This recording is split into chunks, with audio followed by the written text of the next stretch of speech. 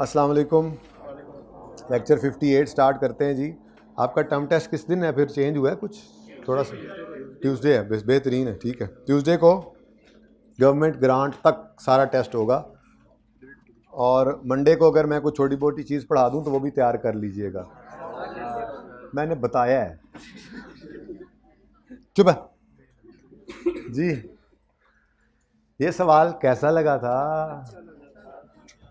यार? था ना ब्यूटीफुल सवाल? अच्छा हाँ जी, किया था दोबारा जाके घर? कितने बच्चों ने घर जाके दोबारा किया था बगैर सोल्यूशन देखे? और कितने टाइम में हो गया था? टाइम खुदा के, मेरे हाथ देख लो। कोई ज़िंदगी में भी सवाल करो ना अकाउंटिंग का, जो भी करो वैसे तो, लेकिन मैं फिलहाल अकाउंटिंग की बात करूं तो जो मार्क्स लगे हो इंटू 1.8 किया करो प्लीज़ प्लीज़ प्लीज़। वरना पेपर में सब कुछ आते हुए भी पेपर 70-75 नंबर का करके मुंह उठा के आ जाएंगे। आदत ही नहीं है, रूटीन ही यही है कि बस ठीक है, सुकून से चाय के सिप भी लो, एक दो मैसेज का जवाब भी दो बीच में और सवाल भी हो रहा है।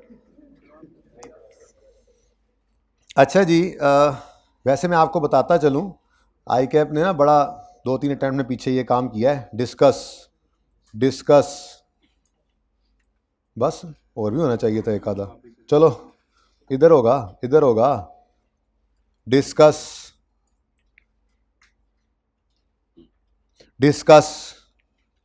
तो इजी नहीं लेना, टर्म टेस्ट में भी ऐसा हो सकता है डिस्कस तो डिस्कस कर देना।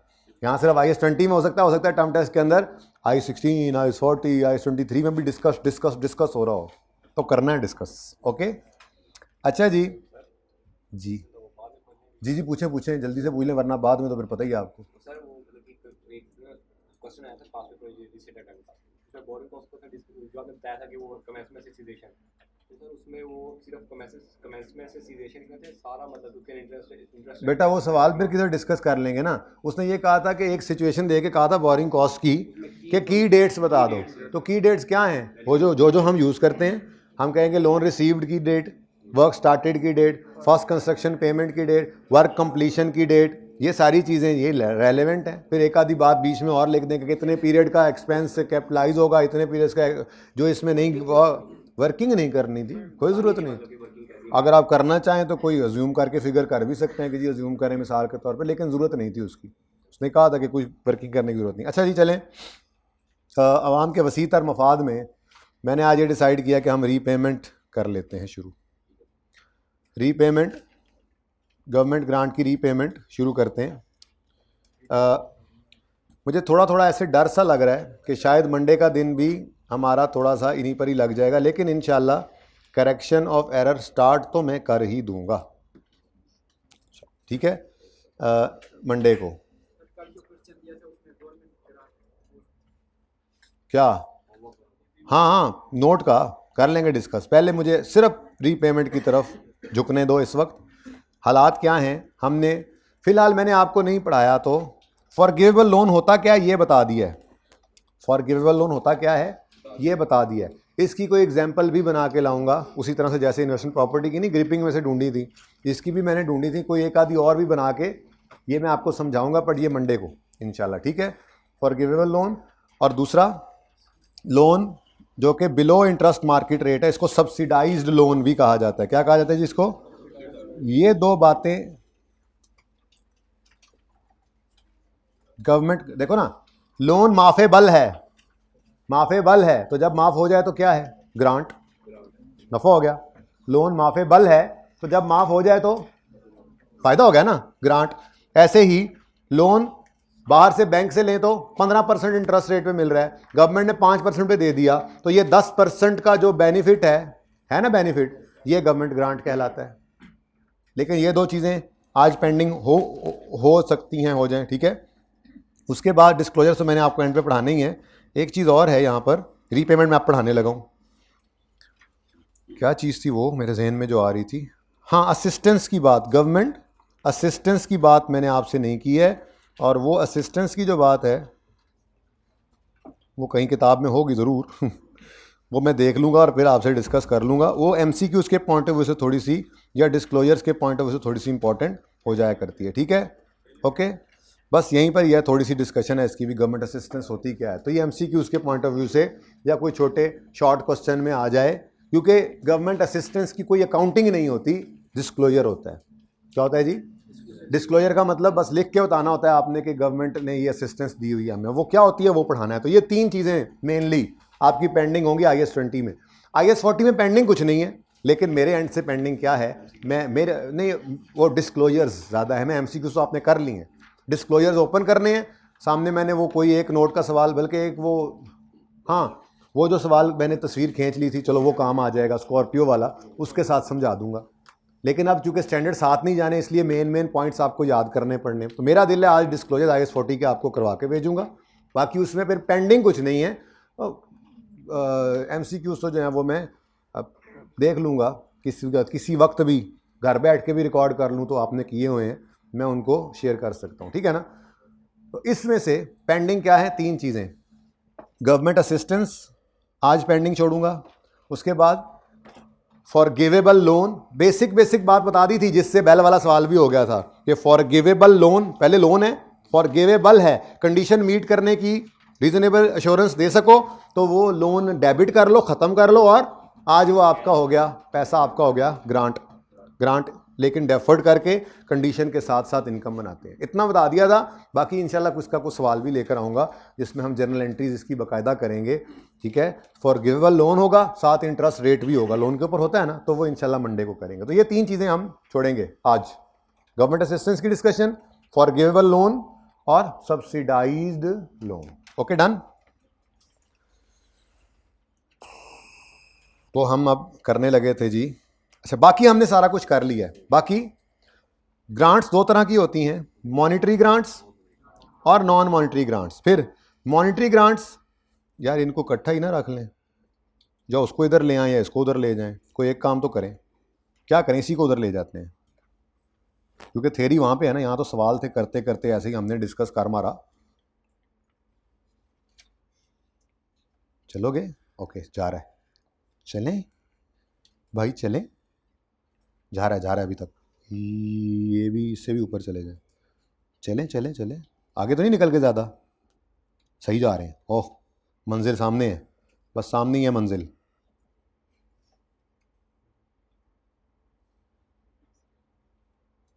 कट पेस्ट इसलिए नहीं किया कि कुछ भी गड़बड़ हो सकती थी।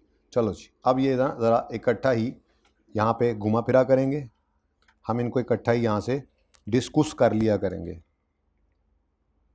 ये ऐसे, ठीक हो गया। अब ज़रा करीब है ना, ज़रा इजी रहेगा जब भी कभी रिवीजन करनी होगी तो, ठीक है। अच्छा जी, 2 तरह की ग्रांट्स हो सकती हैं, या गवर्नमेंट पैसे दे दे या एसेट ही दे दे, वो नॉन मॉनिटरी, वो बाद में देखते हैं, ठीक है। गवर्नमेंट अगर कैश दे तो वो कैश हमें एसेट्स खरीदने के लिए भी दे सकती है, एक्सपेंसेस मीट करने के लिए भी दे सकती है। अगर गवर्नमेंट हमें एसेट खरीदने के लिए पैसे देती है तो वो एसेट डेप्रीशिएबल भी हो सकता है, नॉन डेप्रीशिएबल भी हो सकता है, ठीक है।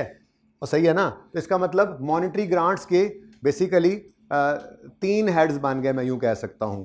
Monetary grant related to depreciable asset, monetary grants related to non depreciable assets, ये दोनों एसेट वाले हो गए, और तीसरा monetary grants related to expenses, ठीक है। अब एक्सपेंसेस के अंदर फिर ये 2 थे, तो बल्कि यूं कह लें 4 मॉनिटरी ग्रांट्स 4 तरह की होती हैं, मैं यूं कह लूं ज़्यादा बेहतर है। नंबर 1 मॉनिटरी ग्रांट्स, उठ जाओ भाई, अलार्म बज गया। Monetary grant related to depreciable asset, monetary grant related to non depreciable asset, monetary grant related to past expense already incurred, और monetary grant related to future expense to be incurred, ठीक है। Treatment आपको इन सब का आता है, मैं उसकी तफसील में अब नहीं जा रहा, ओके। उसके बाद यहीं पे नहीं था, अच्छा नीचे है। उसके बाद नॉन मॉनिटरी ग्रांट्स भी होती हैं। नॉन मॉनिटरी ग्रांट्स मतलब पैसे नहीं आए, एसेट ही आ गया। अगर वो एसेट डेप्रीशिएबल है, स्टैंडर्ड ने कहा 2 ऑप्शन है, चाहो तो नॉमिनल पे रिकॉर्ड करो, चाहो तो फेयर वैल्यू पे रिकॉर्ड करो। नॉमिनल पे रिकॉर्ड करोगे तो ग्रांट का वजूद ही नहीं है, तो वही निक्की वाली वैल्यू, नॉमिनल वैल्यू डेप्रीशिएट होती जाएगी। लेकिन किताबों में नज़र तो आएगा ना कि एक लैंड पड़ा है, ठीक है ना। और नहीं तो फेयर वैल्यू पे रिकॉर्ड कर लो, और फेयर वैल्यू में जब रिकॉर्ड करोगे तो या तो 1 रुपया नहीं दिया होगा बेल वाले सवाल की तरह से, तो 100 रुपए का लैंड आया फेयर वैल्यू, 100 का 100 हमारी ग्रांट, ठीक है। या 100 रुपए का लैंड था, 2 रुपए में गवर्नमेंट ने हमें दे दिया, तो 98 की ग्रांट, बाकी 2 रुपए जेब से निकल गए। वो तो डिपेंड करता है ना, ठीक है, सिखा दिया था इस एग्जाम्पल के अंदर आपको। ओके, अब अगर रिलेटेड टू डेप्रिशिएबल एसेट है, मतलब जो एसेट मिला है, नॉन मॉनेटरी ग्रांट जो मिली है, जो एसेट मिला है वो डेप्रिशिएबल एसेट है, नॉमिनल वैल्यू पे रिकॉर्ड करो तो ग्रांट है ही नहीं, और अगर फेयर वैल्यू पे रिकॉर्ड करोगे तो फिर ग्रांट आएगी। चाहे 1 रुपया नहीं दिया हो, वो सारा 50 ग्रांट बन जाता, कुछ दे दिया है तो बकाया ग्रांट। अब ये जो ग्रांट आई है, इसको चूंकि डेप्रिशिएबल एसेट है, इसको क्या करो, एसेट के साथ रिलेट करके जैसे जैसे एसेट डेप्रिशिएट हो इसको भी इनकम में फेंकते जाओ, ठीक है। यहाँ पे मुझे ना थोड़ा घर पे लगा सुबह पढ़ते हुए कि इसको भी ऐसे ही करना चाहिए, बल्कि कर दिया मैंने, good. Record at nominal value, अगर नॉमिनल वैल्यू पे रिकॉर्ड करेंगे तो there will be no grant, होगी कोई ग्रांट? ग्रांट का तो वजूद ही नहीं होगा, ठीक है। और चूंकि डेप्रिशिएबल एसेट नहीं है इसलिए कोई डेप्रिसिएशन भी नहीं, लैंड सिर्फ पड़ा होगा, क्या डेप्रिशिएट करें लैंड को, कुछ नहीं होगा। और अगर related to non depreciable asset ही है और हमने उसको रिकॉर्ड कर लिया है फेयर वैल्यू पर, तो फिर इस ग्रांट को एज अ लायबिलिटी रखो और इसको पीएनएल में ट्रांसफर करो उन सेम बेसिस पर जो मैच करें सेटिस्फैक्शन ऑफ कंडीशन के साथ, जैसे बताया था। कोई शक, कोई क्वेश्चन? सही है।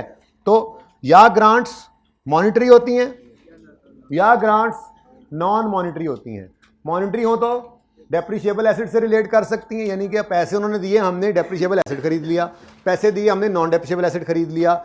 या फिर एक्सपेंस से रिलेट कर सकती हैं, पास्ट एक्सपेंस ऑलरेडी इनकर्ड से, future expense to be incurred से। इसका ट्रीटमेंट आपको आता है, हमने खूब प्रैक्टिस की है, मैंने कोई जल्दी नहीं की, ठीक है ना। अच्छा, अगली बात, एसेट से रिलेट करे ग्रांट तो 2 तरीके से रिकॉर्ड हो सकती है, डायरेक्ट और इनडायरेक्ट, ठीक है। वो नॉन डेप्रिशिएबल एसेट के केस में भी ऐसा ही होना है, डायरेक्ट और इनडायरेक्ट, ठीक है। लेकिन वो मैंने यहाँ पर बस थोड़ी सी जगह थी तो इस तरह से लिख दिया।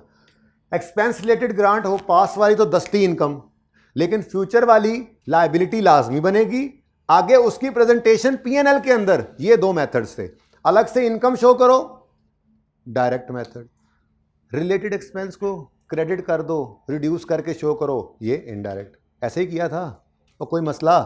उसके बाद नॉन मॉनिटरी ग्रांट्स के अंदर माजरत के साथ सिर्फ एक एग्जांपल छोटी सी करवाई है आपको, रिलेटेड टू डेप्रिशिएबल एसेट, वो अभी तक टेस्ट नहीं किया उसने, लेकिन आपके सामने ये एग्जांपल है मौजूद, ठीक है ना।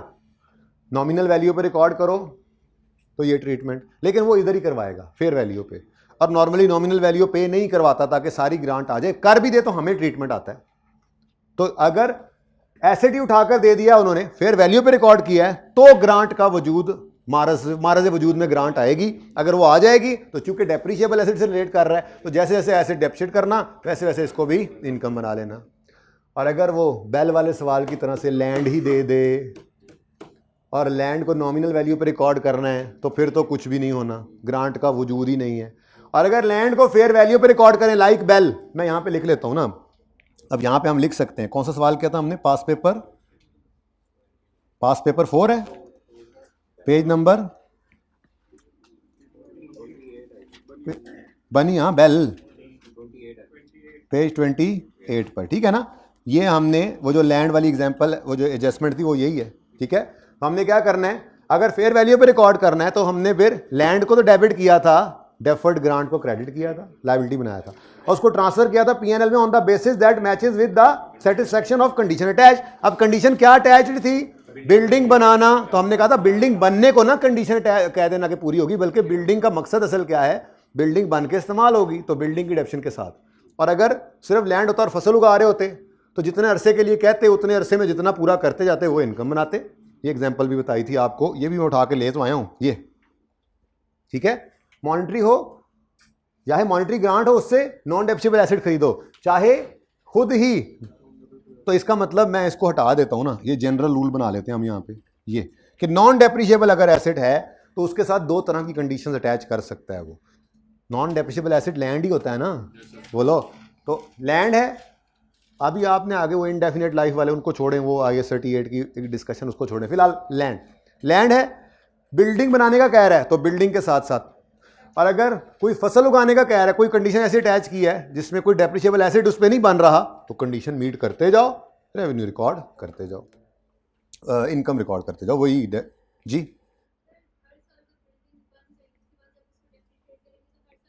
जी बिल्कुल। कल क्या हुआ था, कल 200 का लैंड था ना, 100 का, 100 रुपये का लैंड आया था 19 में, वो लैंड पड़ा रहा, उसकी ग्रांट पड़ी रही, लैंड तो वैसे ही पड़ा रहेगा ना 100 पे ही, उसकी ग्रांट 100 पे ही रही क्योंकि बिल्डिंग नहीं बनी थी। 20 में बिल्डिंग बनी और कितने महीने, 6 महीने डेप्रिशिएट हुई, तो वो 100 भी 6 महीने के हिसाब से सेम बेसिस पर इनकम बना। अगले साल बिल्डिंग पूरी डेप्रिशिएट होगी पूरा साल, वो 100 रुपये भी उसी हिसाब से पूरा साल इनकम में जाएगा, यहां तक कि वो बिल्डिंग जीरो हो जाएगी। कितने साल थे, 10 साल में बिल्डिंग जीरो, 10 साल में 100 रुपए की ग्रांट भी, और दूसरी वाली जो बिल्डिंग के लिए मिली थी, 2 ग्रांट्स थी ना उसके साथ रिलेटेड, 100 और 200 दोनों ग्रांट्स भी सिफर हो जाएंगी जब बिल्डिंग सिफर होगी तो, ठीक है। और प्लांट वाली ग्रांट वो प्लांट के साथ साथ चल रही थी, उधर प्लांट सिफर होगा, इधर ग्रांट सिफर हो जाएगी। हाँ एक मिनट भाई, एक मिनट, अभी आपका सवाल तो मुझे समझ नहीं आ रहा, पहले ऊंचा बोलना जरा, इधर से सवाल एक चल रहा है जी। जी बिल्कुल, 5 साल के लिए हमने फसल उगाना था, 100 रुपए मिल गए, पहला साल का एंड हुआ, एक साल फसल उगा लिया, तो फिर 100/5 20 रुपए इनकम में डाल दो, अगले साल 2 हो गए, दूसरा साल पूरा हुआ, 20 रुपए और इनकम बना लो, 5 साल पूरे होंगे, सारा 100 इनकम। उसके बाद आप चाहे गंदम ना भी उगाएं, गवर्नमेंट ने अब ये पैसे आपसे, लैंड आपसे वापस नहीं लेना, इस तरह की कंडीशन होती है।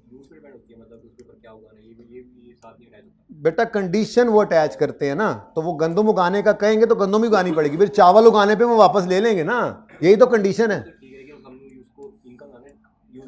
मतलब और क्या कर सकते हैं, मतलब और मजबूरी है ना। उन्होंने कहा, उन्होंने कंडीशन क्या अटैच की है, बिल्डिंग बनानी है, नहीं, उन्होंने कहा 5 साल ये काम यहां करो, तो ये 5 साल तक काम करना मजबूरी है। किसी एक साल भी हमने बीच में मिस किया तो वो कहेंगे चलो खाली करो, निकलो यहां से।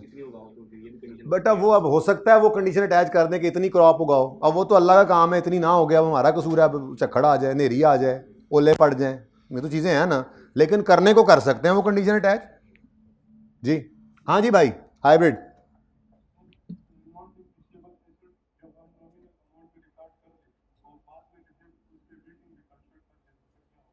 तो बस भाई कह रहे हैं नॉन डेप्रिशिएबल एसेट लैंड था, इसको हमने फेयर वैल्यू पे रिकॉर्ड नहीं किया, नॉमिनल वैल्यू पे रिकॉर्ड कर लिया। नॉमिनल वैल्यू पे रिकॉर्ड किया तो लैंड 2 रुपए का रिकॉर्ड किया, मिसाल के तौर पे 2 रुपए से land debit cash credit, nominal value पे रिकॉर्ड किया ना, अब ये लैंड पड़ा रहेगा, इसने तो डेप्सिट होना ही नहीं है भाई, इससे तो होना ही नहीं। इसके ऊपर बिल्डिंग बन गई, बस वो बिल्डिंग डेप्सिट करो, इसका ग्रांट का वजूद ही तब आएगा जब फेयर वैल्यू पे नॉन मॉनिटरी ग्रांट को रिकॉर्ड करोगे, अगर फेयर वैल्यू पे रिकॉर्ड नहीं करोगे तो ग्रांट वजूद में ही नहीं आएगी। Got it, not got it, got it, got it नहीं होता, गॉट इट, ओके। चलो जी, राशि लग गया इतना ही सारा है। चलें जी, अब मैंने आपसे अर्ज किया कि सिर्फ आपको मैंने समझाना है अभी सब्सिडाइज्ड लोन यानी सस्ता लोन और फॉर गिवेबल लोन वैसे समझा दिया है थोड़ा सा, बस वो उसको थोड़ा और एग्जाम्पल के ज़रिए से क्लियर करेंगे, उसके अंदर हम लेकर आएंगे, अल्लाह आपका भला करे, इंटरेस्ट को भी, लेकिन लोन के ऊपर इंटरेस्ट भी तो होता है ना, तो वो इंटरेस्ट भी लेकर आएंगे जब इंशाल्लाह, तो वो मंडे का दिन होगा और फिर आपको उसकी अच्छे से समझ आ जाएगी इंशाल्लाह, ठीक है। नहीं जी जी बोलें जी, जल्दी बोलें सर, शुगल लांदे हो मेरे नाल। अच्छा जी, अब जो बातें आपके जहन में डे 1 से चल रही थी कि जी अगर कंडीशन गवर्नमेंट ने अटैच की और वो फुलफिल ना की तो क्या करेंगे, तो गवर्नमेंट पैसे वापस मांग लेती है, पूरे भी मांग सकती है, पार्शली भी, पहले पूरे वाला सीख लें, पार्शल में तो ज़्यादा मुसीबत पड़नी है, ठीक है। अच्छा, आज हम रीपेमेंट ही करेंगे और जब ये ख़त्म कर लेंगे इंशाल्लाह, उसके बाद फिर मैं डिस्क्लोजर्स पे जाऊंगा IAS 40 के ऊपर, तो मेन काम यहाँ पे IAS 20 का आज ख़त्म कर लेंगे हम, ओके। मैंने लेक्चर नंबर लिखा था स्टार्ट में आज, अच्छा चलो,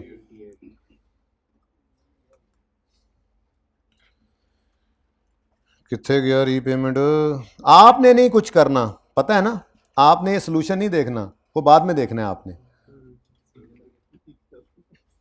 पेज नंबर नहीं है अभी, अभी पेज नंबर है ही नहीं, वो नहीं लिखा हुआ, अब नज़र आ गया है, वो लिखा हुआ है।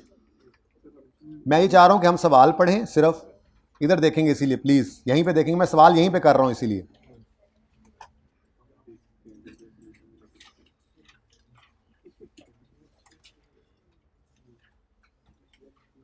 अच्छा बच्चों, इस सवाल के अंदर ईयर एंड लिख लें मेरी तरफ से।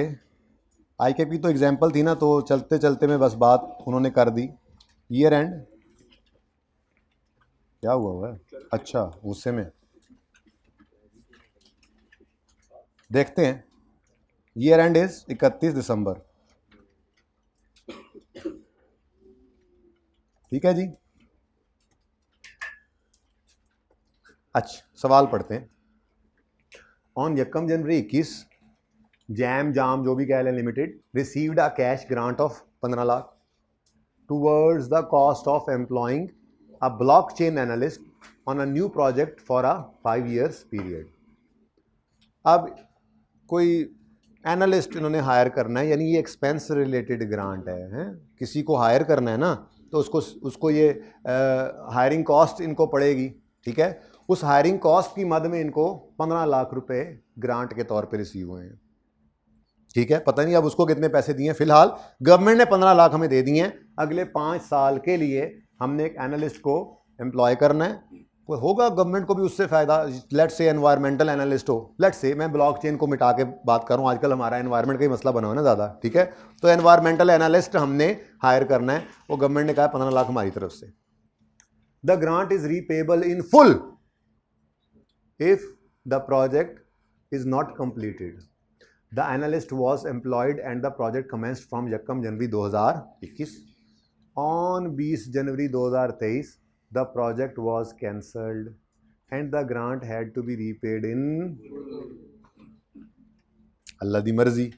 अच्छा अब देखो, यहाँ पर उन्होंने नहीं बताया कि कितने पैसे उसको दे रहे हैं, ठीक है ना, कितने पैसे उसको दे रहे हैं ये नहीं बताया। बस 5 साल के अंदर जो है वो शायद इस खर्चे को करना है, तो मुझे नहीं एक्सपेंस दिया हो, मैं एंट्री खाली कर दूंगा, अगर आप कहेंगे तो ज़रूरत नहीं है। लेकिन यकम जनवरी फॉर द ईयर एंडेड, पहला साल 2021 का जो साल है, इस संडे में पहले एंट्रीज करते हैं जी। पहली एंट्री संडे में किस दिन होगी, यकम जनवरी 2021 को जी।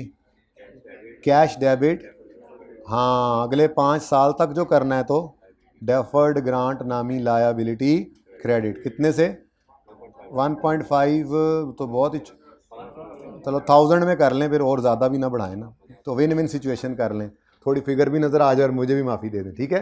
रुपीज़ इन थाउजेंड्स चल रहा है ये काम, ठीक है, ऊपर लिख लीजिएगा।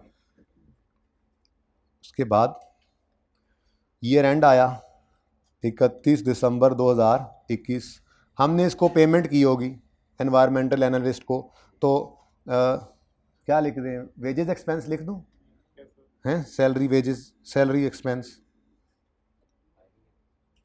ओ वही हायरिंग की कॉस्ट क्या होती है, वेजेस हायर करेंगे लेबर को तो क्या पे करेंगे, वेजेस, ठीक है। तो यार मैंने गुस्सा किया यार, नहीं बताओ यार, तुम बताओ यार, मैंने गुस्सा किया यार, मेरी शक्ल ही ऐसी है, हैं? कह दो कह दो, नहीं कह दो, कह के तो देखो ज़रा जी। Salary expense debit, cash credit, पता नहीं जी, वो होता कुछ तो लिख लेते, कोई नहीं दिया हुआ उसने। 5 साल के लिए उसको हायर किया तो बराबर ही होगा, मिसाल के तौर पे उसको हमने 20 लाख 25 लाख जो भी दिया होगा, 5 साल का ही दिया होगा ना, तो स्ट्रेट लाइन के ऊपर ही अज्यूम करेंगे, खामोश जो है, ठीक है। नहीं है, एंट्री नहीं कर रहा इसलिए नहीं गिवन। उसके बाद इसी दिन बच्चों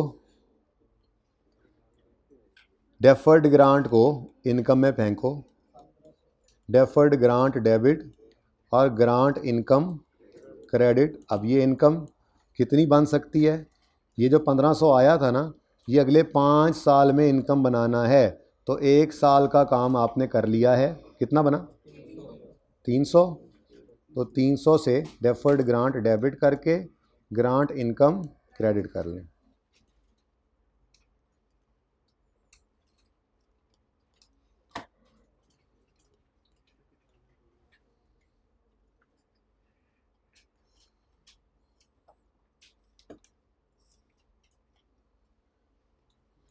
अच्छा जी,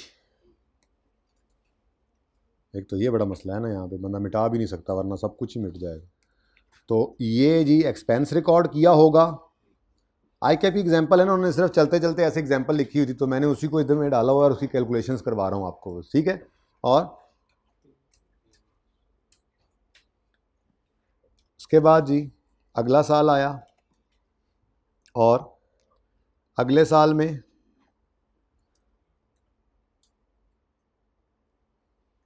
अगला अंडा 2022 का है। इस अंडे में ये अंडा सही नहीं बना, इस अंडे में गुजारा हो गया। पहले दिन कोई एंट्री होगी, अच्छा, दूसरे दिन की एंट्री तो होगी लेकिन उसका डाटा मेरे पास अवेलेबल नहीं है। तीसरे साल की एंट्री जो होगी वो सेम होगी। तो 31 दिसंबर 2000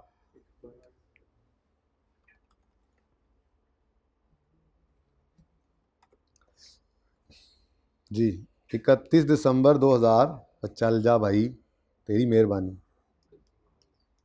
2022 पर सैलरी एक्सपेंस डेबिट से कंसल्टेंट की सैलरी एक्सपेंस किसकी, एनालिस्ट, ठीक है, सैलरी एक्सपेंस ऑफ एनालिस्ट, ये डेबिट और कैश क्रेडिट। लेकिन वो पता कोई नहीं है कि कितनी होनी है। और उसके बाद ये तो हमें पता है 31 दिसंबर 2023 में जाके गड़बड़ हो रही है ना। 31 दिसंबर 2022 पर डेफर्ड ग्रांट डेबिट, और ये साथ साथ नोट करने वालों एक चीज़ ऐड करवानी है अभी मैंने, by the way, grant income credit. अब यहाँ पर वही 1500 का 5वां हिस्सा, 1/5 300, ये इनकम बन गया। अच्छा, अब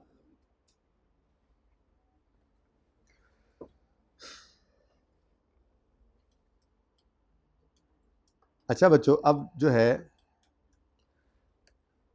अगले साल में क्या आ रहा है, रीपेमेंट। क्या आ रहा है जी अगले साल में? जब भी कभी सवाल में आप देखो आपको रीपेमेंट नज़र आ रही हो तो आपने एक एडिशनल काम कर लिया करना है। और वो एडिशनल काम क्या है, आपने डेफर्ड ग्रांट का बैलेंस निकाल लिया करना है। जैसे यहाँ पर छोटी सी एक वर्किंग साथ ही कर लिया करेंगे जब एंट्रीज एंड होंगी, तो बैलेंस ऑफ डेफर्ड ग्रांट। अब बैलेंस ऑफ डेफर्ड ग्रांट, सबसे पहले डेफर्ड ग्रांट कितने से क्रेडिट हुई थी, तो आपने यहाँ पर लिखा कि यकम जनवरी को क्रेडिट 1500 हुआ था, और बोलो उसके बाद 31 दिसंबर पर डेबिट हो गया 300 से, तो बाकी क्या बचा, क्रेडिट 1200। ये एक एडिशनल काम करना पड़ेगा आपको अगर रीपेमेंट आ जाए तो, ठीक है।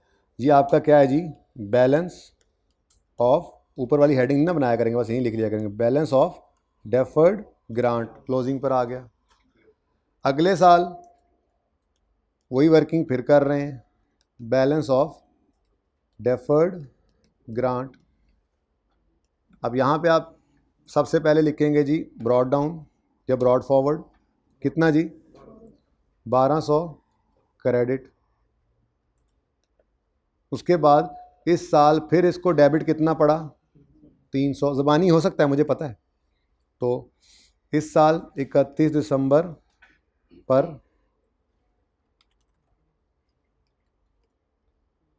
डेबिट कितना हुआ, 300। अनअमोर्टाइज्ड अभी भी कितना बच गया, अनअमोर्टाइज्ड, अल्फाज पे गौर कीजिए, कितना, ये क्या है, अनअमोर्टाइज्ड, ये क्या है, अनअमोर्टाइज्ड, यानी कि क्लोजिंग बैलेंस है, ठीक है। बल्कि इसको और बेहतर भी किया जा सकता है, इस छोटी सी वर्किंग को brought down for the year, चलो अगली दफ़ा देख लेंगे। अब ये बैलेंस बन गया, तीसरा साल आया और क्या हुआ, हमसे वो ख़ता हुई जिसकी वजह से गवर्नमेंट के बंदे पहुंच गए और उन्होंने कहा पैसे कढ़ो। क्या करो? पैसे कढ़ो। अब 2023 का अंडा आया और इस अंडे में वो कहता है 20 जनवरी को, यानी कि साल का शुरू ही था अभी, project was cancelled and grant had to be repaid in full. Government के लोग आए, दरवाज़ा खटका, किस दिन? 20 जनवरी को। और जब हमने दरवाज़ा खोला तो 20 जनवरी 2023 पर बाहर गवर्नमेंट के हरकारे मौजूद थे, गवर्नमेंट के लोग मौजूद थे। और जब हमने उनको देखा, उन्होंने हमें देखा, हमने थोड़ी सी जगह बनाई, हमने उनसे कहा जी क्या चाहिए? उन्होंने कहा वापस चाहिए पैसे। ओ नो, ओ नो, चलो इसको थोड़ा सा ऊपर ले जाते हैं। तो क्या कहा उन्होंने? जी पैसे वापस करें। ने कहा जी कौन से पैसे? उन्होंने कहा वो जो आज से 2 साल पहले आपने 1500 रुपये नहीं लिए थे, 15 लाख, वो जिस काम के लिए लिए थे, हमने सुना वो काम आपने बंद कर दिया है, तो बराए मेहरबानी सारे के सारे पैसे वापस करें, कैश क्रेडिट। कितने से? वापस चले गए। ये कैश आया था, ये कैश चला गया, ठीक है। तो 1500 रुपये क्रेडिट हो गया। अब सबसे पहला स्टेप यहां पे क्या करेंगे? सबसे पहला स्टेप होगा जितना अनअमोर्टाइज्ड बैलेंस पड़ा है डेफर्ड टैक्स के अंदर, ये डेफर्ड ग्रांट के अंदर, वो सारे का सारा ख़त्म करें, क्योंकि अब वजूद ही नहीं रहा उसका, अब वजूद ही नहीं रहा, तो वापस हो गया। अब ग्रांट आई तो थी 1500 की, 300 से डेबिट होकर पहले साल के एंड पे क्लोजिंग 1200 पड़ा था। फिर अगले साल मज़ीद 300 से डेबिट हुई, तो इस 1200 में से 300 मज़ीद निकल गया, तो बाकी क्रेडिट पर कितना पड़ा हुआ है? 900। तो सबसे पहला काम क्या करो? इस 900 को डेबिट करके अब ख़त्म कर दो, क्योंकि अब ये कोई कहानी नहीं रही, ख़त्म हो गया काम, ठीक है। तो डेफर्ड ग्रांट, बल्कि DEFF वाला करके ही लिखें, आगे कुछ और लिख लेते हैं, ठीक है। डेफर्ड ग्रांट को डेबिट करो, कितने से? ये 900 क्या है? अनअमोर्टाइज्ड। क्या अल्फाज है मेरे? अनअमोर्टाइज्ड बैलेंस, यानी जो अभी तक इनकम नहीं बना था, अनअमोर्टाइज्ड बैलेंस, ठीक है, 900, इससे इसको करो डेबिट। अब 1500 से कैश निकला, चलो 900 तो डेबिट पड़ गया डेफर्ड ग्रांट को, बाकी 400 रुपये बैलेंसिंग फिगर आ रही है, डेबिट साइड पे आ रही है। 600 कर लो, ये 600 आ रही है, डेबिट साइड पे आ रही है। ये क्या चीज़ होगी? ये है क्या? अच्छा, पैसे वापस करने पड़ गए, खुशी की बात है या दुख की बात है? तो इसीलिए इसको एक्सपेंस ही कहेंगे, इसको एक्सपेंस कहते हैं। वैसे इसका नाम क्या है? Forfeit expense. क्या नाम है जी? चलो मैं फोरफीट एक्सपेंस ही लिख देता हूँ, यानी कि गवर्नमेंट ने ग्रांट क्या कर ली? फोरफीट कर ली, वापस कर ली, तो इसका नाम होता है फोरफीट एक्सपेंस। अच्छा, ये बैलेंसिंग निकाल लिया हमने।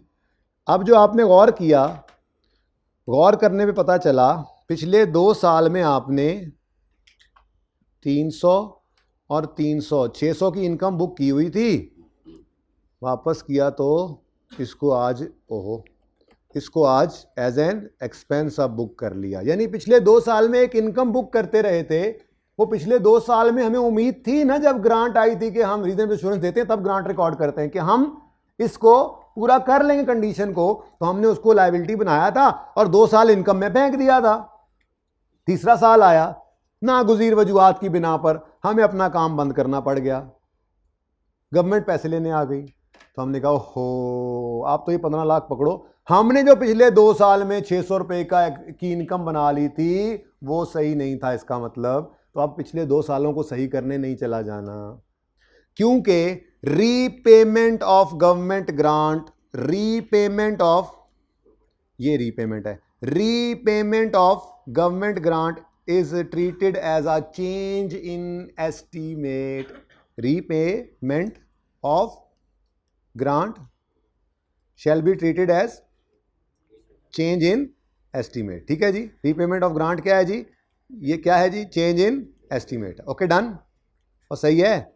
चेंज इन एस्टीमेट में क्या बताया हुआ है आपको, हाँ जिस साल के अंदर मसला आया है सिर्फ उस साल को सही करो और ऑनवर्ड्स बंदे बन जाओ, जो हो गया सो हो गया, उसको छेड़ने की ज़रूरत नहीं है। इसीलिए तो ये ट्रीटमेंट हुआ हमारे सामने कि हमने पिछले 2 साल, देखो ना यहाँ पे जब ग्रांट रिसीव हुई है इसको रिकॉर्ड करने का क्राइटेरिया क्या होता है, खामोश है, लेकिन मैंने आपको बताया खामोश हो तो यही मतलब होता है। ठीक है, कि जब पैसे आते हैं तो हम रीज़नेबली अश्योर होते हैं, रीज़नेबल अश्योरेंस दे सक रहे होते हैं कि हम 5 साल ये काम कर लेंगे, तभी तो पैसे पकड़ लेते हैं। ठीक है, तो इस दिन ये ग्रांट रिकॉर्ड कर ली गई, ये 2020-21 की बात है।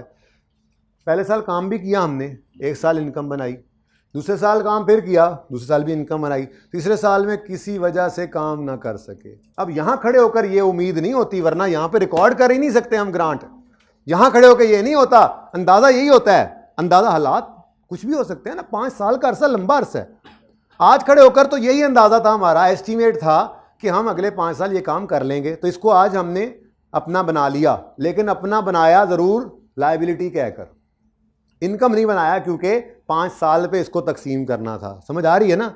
अब हमने यहाँ एस्टीमेट लगाया कि हम 5 साल काम करेंगे, और हमने पहला और दूसरा साल कर भी लिया, तीसरे साल में जब गए तो किसी वजह से काम बंद करना पड़ गया। अब हुकूमत ने तो शर्त लगाई थी कि 5 साल में किसी भी वक्त ये काम बंद किया तो सारे पैसे वापस लेंगे, वो लेने आ गए। हमने उनको पैसे पकड़ाए, वो डाटे ने भाई ले जाएंगे, ठीक है, गवर्नमेंट है, ठीक, उनको पैसे पकड़ाए। और सबसे पहले हमने क्या कहा, जो अनअमोर्टाइज बैलेंस पड़ा है इसको तो डेबिट कर ख़त्म करो ना, अब ये इसको वजूद ही नहीं रहा, ये ग्रांट अब इसका वजूद ही कोई नहीं रहा। और फिर हमने कहा है अंदाजे की गलती हुई ना, अंदाज़ा था 5 साल काम करेंगे इनकम बनेगी, तो 2 साल इस अंदाजे की बुनियाद पर 300 यानी 600 रुपये की इनकम बना बैठे थे। अब तीसरे साल में पता लगा कि वो अंदाज़ा सही नहीं था, अंदाजे में चेंज आ गया, तो change in estimate, change in अंदाज़ा को हम पिछले सालों को जाके छेड़ने के लिए नहीं यूज़ करते, जिस साल में आया है उसी साल में इसको सही कर लेते। पिछले साल को जब छेड़ा जाए ना तो IAS 8 अप्लाई होता है, पिछले साल की फाइनेंशियल स्टेटमेंट्स ही बदल जाती हैं बेटा, वो यूज़र्स के पास पड़ी होती हैं। करेंगे IAS 8 में इंशाल्लाह इसके ऊपर बात, ठीक है, तसल्ली से इसको देखें। फ़िलहाल तो गवर्नमेंट ग्रांट की मद में 600 की इनकम पिछले 2 साल रिकॉर्ड कर चुके थे, तीसरे साल में अंदाज़ा बदला तो पता लगा वो गलत इनकम रिकॉर्ड हुई, क्योंकि गवर्नमेंट तो सारे पैसे अपने वापस ले गई है। अब वो जो 600 की इनकम रिकॉर्ड हुई थी पिछले सालों में जाके उसको रिवर्स नहीं कर सकते, अब उसी के बराबर इधर एक्सपेंस बुक कर लें। ये जो हमने पिछले 2 साल में गलत इनकम हमसे रिकॉर्ड हो गई थी, जिसकी वजह हमारा अंदाज़ा था वो अब चेंज हो गया, तो सिर्फ इस साल में उसका असर डाल दो कि अब ऐसी कोई इनकम नहीं थी। 15 लाख पूरे का पूरा वापस ले गए हैं भाई वो, ठीक है बेटा। ईयर एंड पे होती तो फिर पहले चलो आप अपनी तरतीब ना छेड़ो, आप 300 की और इनकम बना लेते, बच जाता 600 इधर डालते इधर, तो यहाँ क्या आता 900, होना वही था, और ठीक है ना, होना वही था अल्टीमेटली। लेकिन उसूली तौर पे देखना ये पड़ेगा, वैसे वो इस तरह करेगा नहीं ईयर एंड पे लाए, ठीक है ना, वो ईयर के दरमियान में कहीं छेड़ेगा इस बात को ताकि आपसे ये ट्रीटमेंट करवाए, तो फिर आप देख लेंगे ना। आपने वैसे ईयर एंड पे खड़े होकर आप एक्सपेंस बुक करें ही ना, आप ईयर एंड पे खड़े होकर कहते हैं ना साल पूरा हो गया तो एक्सपेंस बुक कर लें या इनकम रिकॉर्ड करें, तो ईयर एंड पे जाके आप तीसरे साल की इनकम रिकॉर्ड ही ना करें, कर लें उसके बाद भी क्या होगा, ये 900 ही पड़ा है, पिछले साल के एंड पे 900 ही पड़ा है, ख़त्म कर लें, उसके बाद इस साल की इनकम, बेसिकली तो इनकम इसी दिन हमने एंड पे खड़े होकर रिकॉर्ड करनी थी ना, वो करने की ज़रूरत नहीं है। बाकी अगर आप कर लेंगे तो क्या होगा, एक 300 की इनकम रिकॉर्ड करेंगे, दूसरी तरफ एक्सपेंस 900 का, तो अल्टीमेटली 600 के एक्सपेंस हो रहा होगा, फ़र्क कोई नहीं पड़ जाना, ठीक है। अच्छा हाँ जी, उसके बाद बंदा ही कोई नहीं रहा, ऐसे तो कुछ भी नहीं रहा, और ये सवाल हो गया ख़त्म। This is repayment of government grant. ये एक मिनट फोटोग्राफर हो, इधर देखो ऊपर क्या लिखा हुआ है, स्टैंडर्ड की ज़बान भी पढ़ लें, IK की किताब में भी ये लिखा हुआ है ऐसे, रीपेमेंट ऑफ गवर्नमेंट ग्रांट। पहले ये पढ़ो, रीपेमेंट ऑफ अ ग्रांट, अच्छा चलो, a government grant that becomes repayable shall be accounted for as a change in accounting estimate. It means that repayment is to be recorded in the year of grant, in the year the grant becomes repayable and prior period adjustments are not made.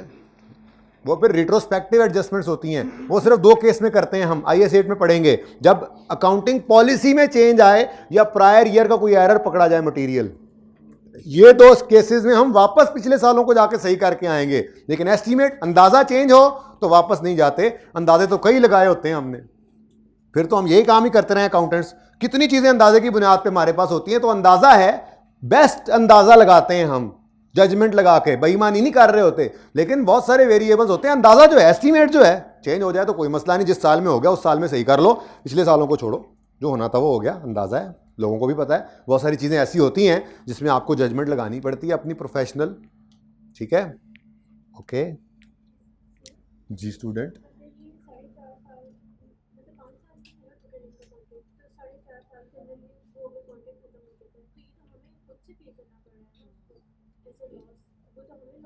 तो करते ना पूरा, क्यों नहीं किया पूरा? ये काम तो आपका ही था, उन्होंने कहा हेल्प कर देते हैं, ठीक है ना। अच्छा जी, रीपेमेंट ऑफ ग्रांट क्या करो? फर्स्ट रिलेटेड टू इनकम है, मैंने रिलेटेड इनकम ही पढ़ाई अभी। First, debit unamortised balance of deferred grant and any excess is recorded as expense in profit और लॉस, और उसका नाम क्या है? Forfeit expense. डन हो गया जी, एंट्री यही हुई पड़ी है आपके सामने। चलें आगे जी। बेटा बेटा ऐसा होता अगर उन्होंने लिखा होता, किसने पूछा है? देखो उन्होंने क्या कहा है, ग्रांट एनालिस्ट कितने गया, the grant is repayable in full if project is not completed. अब फिर ना लें ग्रांट उस वक्त भाग के आपने 15 लाख पकड़ लिया है, ये लिखा हुआ था उन्होंने टर्म्स के अंदर। देखो बेटा, जो एक चीज सवाल में लिखी हुई है वो आपस के तयशुदा मामलात होते हैं, वो कुछ भी हो सकते हैं। आगे चलेंगे पार्शियल रीपेमेंट भी आएगी, ऐसा भी होगा गवर्नमेंट ये कहेगी कि जी हाफ रीपे कर दीजिएगा, हाफ छोड़ भी सकते हैं। तो सवाल है ना, अभी पहले फुल वाला तो सीखें जी। बेटा इस दिन ये मामला हो गया ना, ये बंदे इस दिन आ गए थे, एंट्री करके रख लेंगे, फाइनेंशियल स्टेटमेंट्स तो बनाएंगे ईयर एंड पे जाके, उस दिन ये एक्सपेंस लिख लेना। उसमें इनकम को कौन सी, इधर ग्रांट इनकम को डेबिट करें? नहीं, ग्रांट इनकम तो नहीं रही ना, पिछले 2 साल इनकम आ रही थी, इस साल इनकम नहीं है बल्कि फोरफीट एक्सपेंस आ गया, इनकम है ही नहीं। हाँ तो पिछले बेटा फॉर द ईयर बनता है ना प्रॉफिट एंड लॉस, तो इस साल का फॉर द ईयर एक्सपेंस या इनकम वो खत्म कहानी, अगले साल की खत्म कहानी। ये कोई बैलेंस शीट नहीं है, एसेट लायबिलिटी पड़ा हुआ है एज ऑन तो मैं हिट कर दूं। अगर ये बैलेंस शीट होती तो हिट कर देते, जैसे कर दिया है। बैलेंस शीट आइटम क्या है? डेफर्ड ग्रांट लायबिलिटी, पड़ा था ना, कर दिया हिट। 1500 आया था, 300 कम हुआ, 1200 पड़ा था, 300 कम हुआ, 900 पड़ा था, ये 900 हमारे पास आया है चल के, इसको खत्म किया है, ये पड़ा है। लेकिन प्रॉफिट एंड लॉस तो फॉर द ईयर होता है, तो 300 गया, 300 गया, यानी टोटल 600 गया, मतलब इनकम बन गया। तो इधर फिर वो कोई नहीं पड़ा हुआ 600 हमारे पास, वो तो रिटेन अर्निंग्स में क्या पड़ा होता है ना सर, ठीक है। हाँ जी, और ਇੱਥੇ ਹੀ ਤੁਸੀਂ ਲੰਮਿਆਂ ਪਾ ਲਿਆ ਮੈਨੂੰ, ਅੱਗੇ ਕੀ ਕਰੋਗੇ ਮੇਰੇ ਨਾਲ?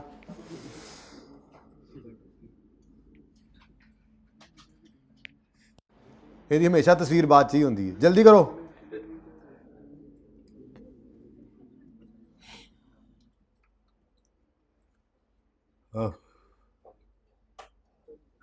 नो नीड, कोई बात नहीं। रिटेन अर्निंग वाली बात मैंने ये की है कि पिछले साल का प्रॉफिट या लॉस नेट होकर, मतलब पिछले साल की इनकम एक्सपेंसेस नेट होकर प्रॉफिट या लॉस जो बनता है वो रिटेन अर्निंग में जाके छुप जाता है। तो इस साल उसका असर प्रॉफिट का रिटेन अर्निंग में पड़ा होता है, प्रॉफिट लॉस का कोई आइटम ब्रॉड फॉरवर्ड नहीं बनता ना, ठीक है, ये कहा था।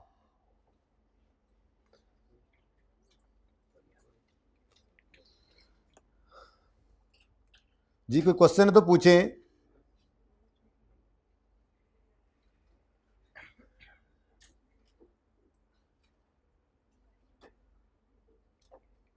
जी क्वेश्चन है तो पूछें, नहीं तो इधर गेम पै गई जे फिर। अगला सवाल ओपन करें, सिर्फ सवाल, पेज नंबर 9 पे ही आप रहें, अगले सफ़े पे नहीं जाना आपने, अच्छे बच्चे हैं आप।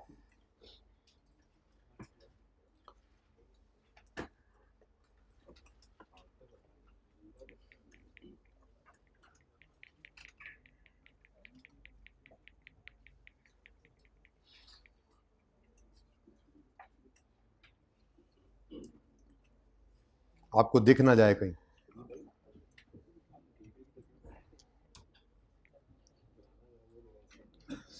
अच्छा बच्चों, ये भी जगह यूज की जा सकती है। पेज नंबर 9 था ये।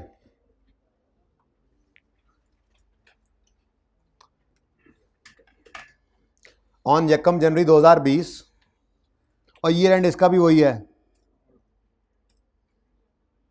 31 दिसंबर। ओके, ईयर एंड इज 31 दिसंबर। अच्छा, ऑन यकम जनवरी 20 गैरा पानी limited installed a non current asset with a cost of 500 and received a grant of 100 in relation to that asset. The asset is being debited on a straight line basis over 5 years. Grant was repaid. अब वो आई के भी example है ना, बस मैंने छोटी सी बात ऐसी करके बना दी। हम बड़ा सवाल भी करते हैं ना आगे जाके, फिलहाल सीख तो लें। ग्रांट वॉज रीपेड ऑन यकम जनवरी 22। ओह, ऐसे करें ओह, यानी कि अगर ग्रांट का मामला रीपेमेंट का आ गया है तो अब हमने एक एडिशनल काम करना है एंट्रीज करते हुए, अनअमोर्टाइज बैलेंस निकाल के रखना है। जब जब डेप्रिसिएशन करेंगे तब तब ग्रांट इनकम में जाएगी और उसी ग्रांट इनकम में भेजने की एंट्री के नीचे अपना अमोर्टाइज बैलेंस रख लेंगे, ताकि जिस दिन वो ग्रांट रीपे हो उस दिन जो पड़ा हो बैलेंस उठा के फेंक दें बाहर। ठीक है? अच्छा, तो 20 में ओके, 21 में ओके, 22 में ओह, और भी, और वो भी ओह हो, इन फुल रीपेमेंट भी है और इन फुल भी है। On failing to meet the conditions, conditions नहीं मीट करते हो पैसे वापस करो। लगाई होगी उन्होंने कोई कंडीशन, जर्नल एंट्रीज कर दो 22, 23, 20, 21, 22 under both methods of presentation. Both methods का मतलब क्या है? डायरेक्ट और डायरेक्ट कौन सा है? जिसमें डेफर्ड ग्रांट नजर आती है और ग्रांट इनकम और डेप्शन एक्सपेंस अलग अलग होते हैं। और इनडायरेक्ट, चलो जी फिर पहला काम कर लेते हैं। 2000, अब कितनी को जगह बनी थी यहाँ पे एंट्रीज की? चलो जगह खुली है, फिर देखते हैं, देखी जासी। ज़रा स्मार्टली करके एंट्रीज करता हूँ अब मैं, ताकि ये दोनों मेथड्स ना मैं करीब करीब रख सकूँ आपके शो करने के लिए, शो मारने के लिए। जी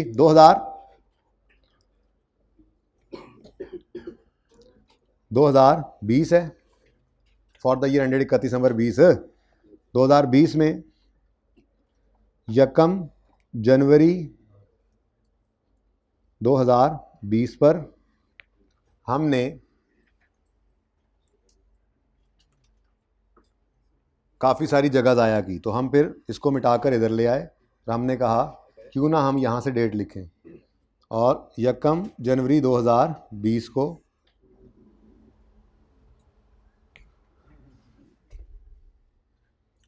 पैसे आए या पहले एसेट आया?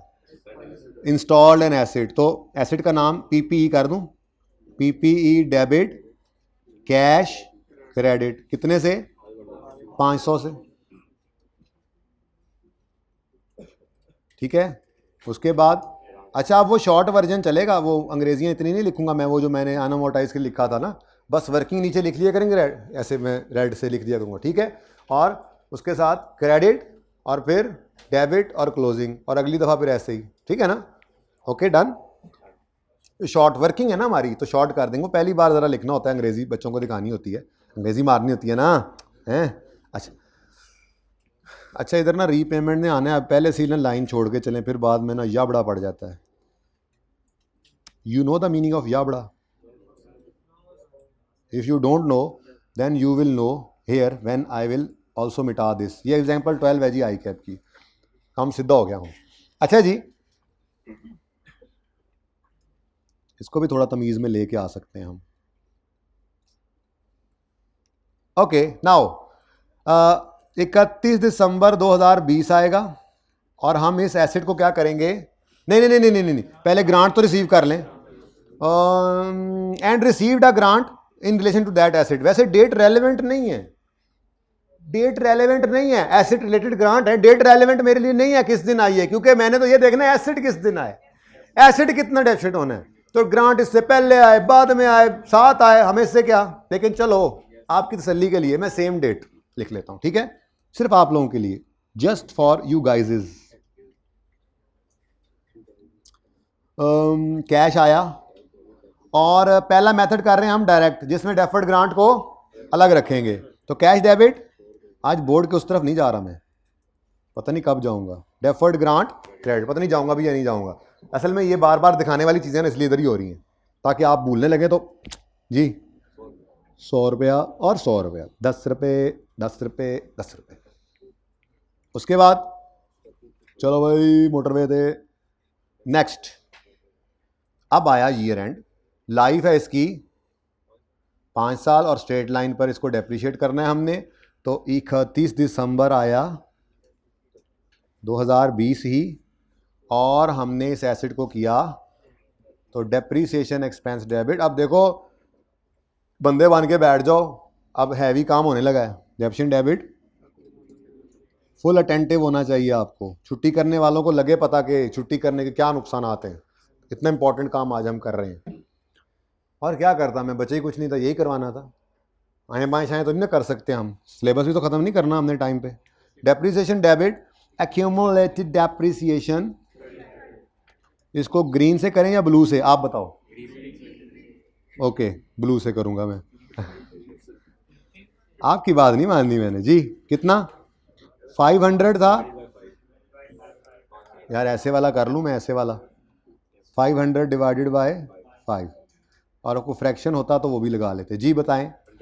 100 का depreciation expense debit, accumulated depreciation credit, और साथ ही हाँ मैं भी जाऊंगा कहते हैं, जाऊंगी। तुम करीब ही बैठा करो, तुम्हारी बातों पे मुझे खुद जरा करीब से सुनना पड़ेगा। मुझे चल क्या रहा है समझ आई है।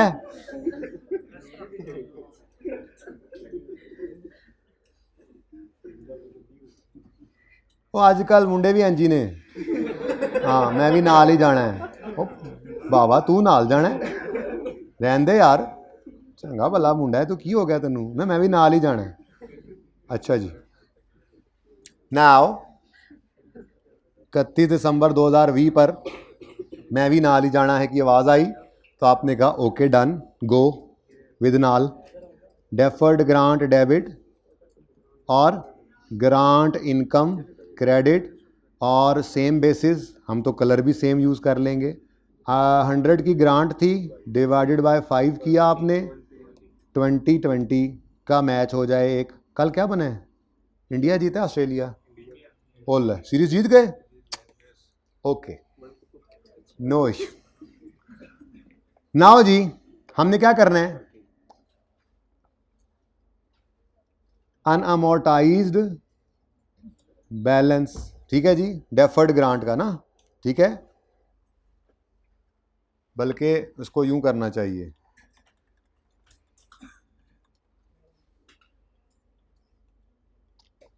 बैलेंस ऑफ डेफर्ड ग्रांट, बस काफ़ी है। अनअमोर्टाइज्ड ऐसी मुश्किल से लफ्ज़ कल समझ ही ना आए, याद ही ना रहे जी। बच्चों फॉर द ईयर आया है, चलो लिख लो डेट जी। 1 जनवरी को कितना था 100, और फिर इस साल ये क्या था 100 क्या था क्रेडिट, और फिर इस साल में हुआ डेबिट। तो फॉर द ईयर डेबिट हुआ 20 से, तो क्लोजिंग डेट पर कैरी डाउन कितना पड़ा है, बल्कि क्लोजिंग लिखें, क्लोजिंग पड़ा है क्रेडिट 80। मुझे पता है आपको ये फजूल लग रहा है काम, लेकिन करें, आप थोड़े फजूल हैं, मैं भी तो बर्दाश्त करता हूँ आपको। अच्छा जी, नहीं नहीं मजाक कर रहा हूँ, मजाक, जस्ट जोकिंग।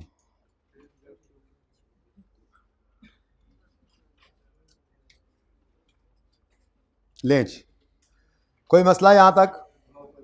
उसके बाद अगला साल शुरू होता है जी। मैं ऊपर साल की हेडिंग नहीं दे रहा, थोड़ी सी जगह बचाइए, ठीक है। पहली एंट्री होगी, दूसरी एंट्री तीसरी 31 दिसंबर 2020 पर 21 पर डेप्रीसिएशन एक्सपेंस डेबिट। डेट्स ना ध्यान से लिखानी है वरना ऑप्शन ज़रा कम है, इधर मिटाया हुआ है ना मैंने असल में। Depreciation expense debit, accumulated depreciation credit. कितने से जी? 100 से और 100 से। वर्किंग नहीं शो कर रहा है, एक बार पर्चे में शो कर देना कहीं पे 100 कैसे निकला है, तो बार बार शो करने की ज़रूरत नहीं होती फिर, ठीक है ना। और 31 दिसंबर 21 deferred grant debit, grant income credit 20। इनको मैंने इनकम होता है, मेरी मर्जी।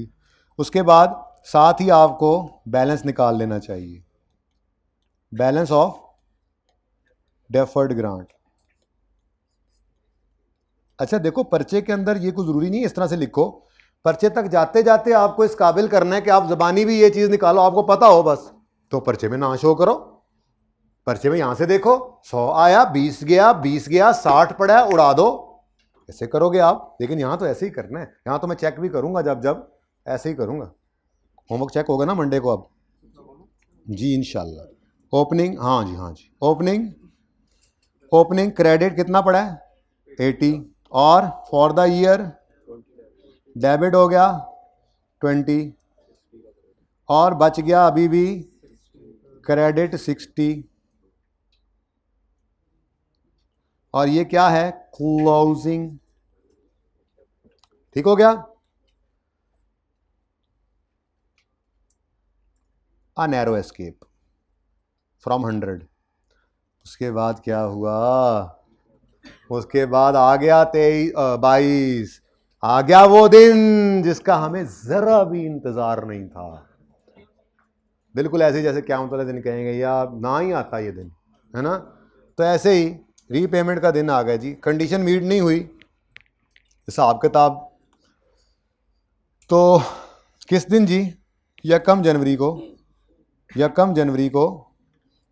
यार ये ऊपर आपको पता नहीं है 2 मेथड कौन से होते हैं?